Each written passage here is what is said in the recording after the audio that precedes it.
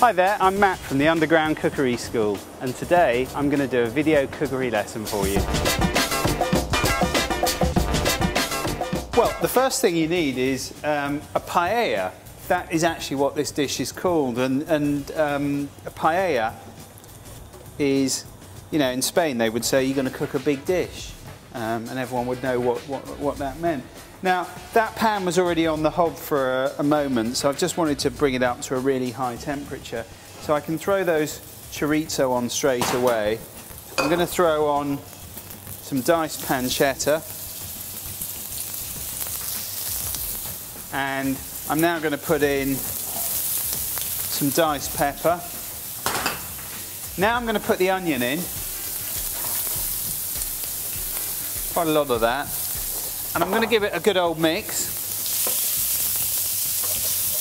Now already the juices from the chorizo are adding flavour to the paella. And whilst those onions are softening up, I'm going to add my paprika. In it goes.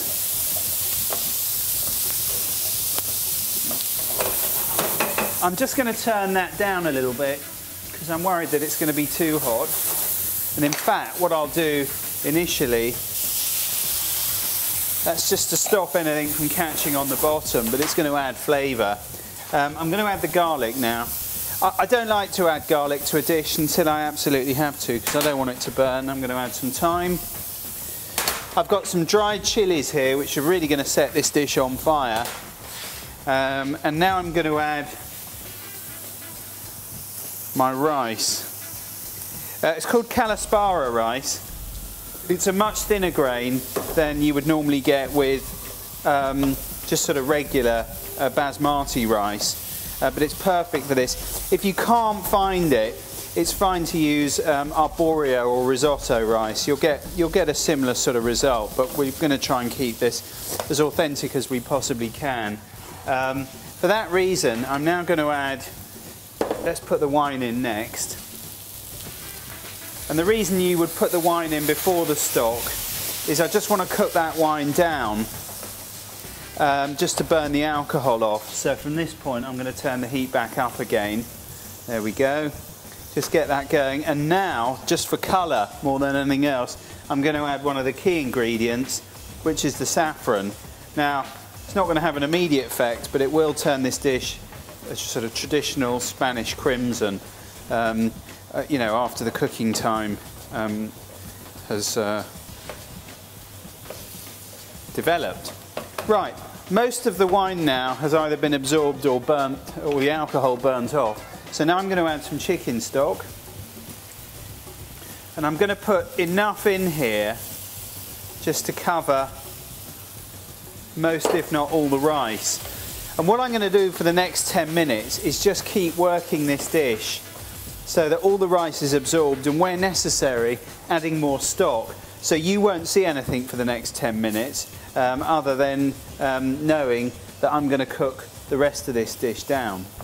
Valencian Paella traditionally will have rabbit, sometimes it will have beans, and also snails. Not really popular ingredients at the moment, which is why I haven't put them in.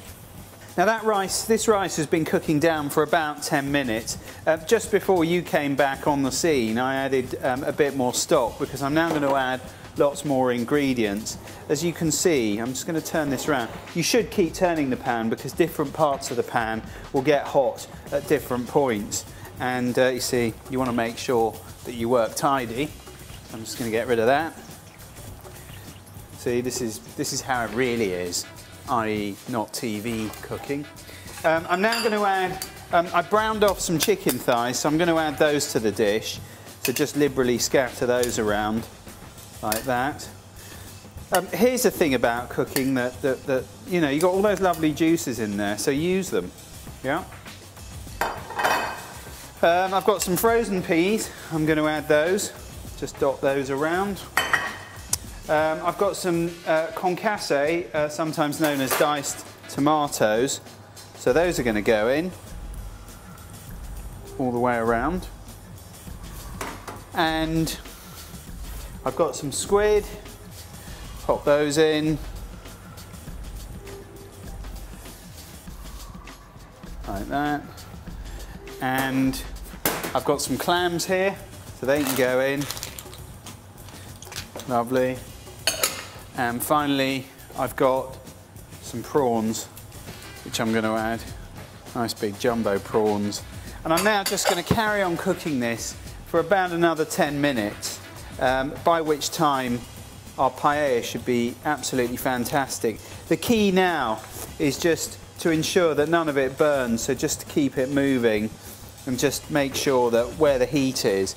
My favourite trick for this job is just to keep moving the pan round like so, so that we distribute the heat and ultimately everything gets cooked. So when you come back, this dish should be finished. Well, that's now been cooking for a further 10 minutes. All that chicken stock's been absorbed by the rice. It's got that beautiful saffron colour there. And now what's going to happen is I am going to plate up. So we take my paella, which is the pan, take that off the hob, but now I'm just going to simply plate up all those delicious, unctuous ingredients. That's my tribute to Keith Floyd, because he always used to use that word. So that was Keith there, just saying big up to you, me old shine. Right, there we go. Just put that in there. Oh look, there's another bit of chorizo. Let's stick that on top. And there you have the most beautiful Valencian Paella.